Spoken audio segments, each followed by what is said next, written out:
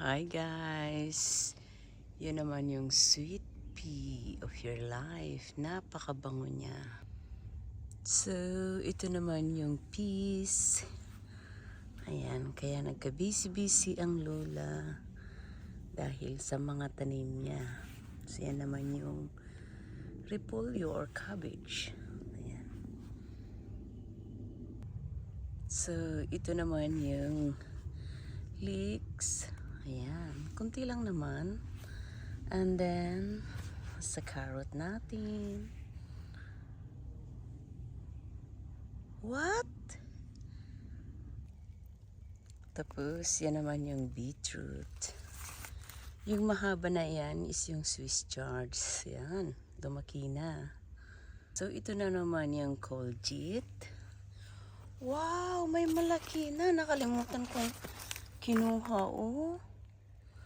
Bakit? Bukas ko kayo i-harvest. So, ito naman yung potato. At saka, hindi ko alam kung ano ito. Hindi naman siya cabbage. So, yan. Wow, may bunga na itong, anong tawag dito? Ay, nako! Nakalimutan ko.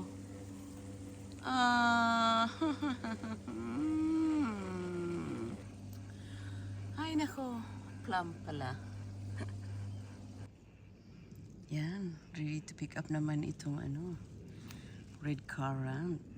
Tignan natin nga kung may black currant din. At ano ito? Raspberry. Tignan natin sa kabila. So, ito naman yung black currant. Walang masyadong ngayon fruits. Ayan.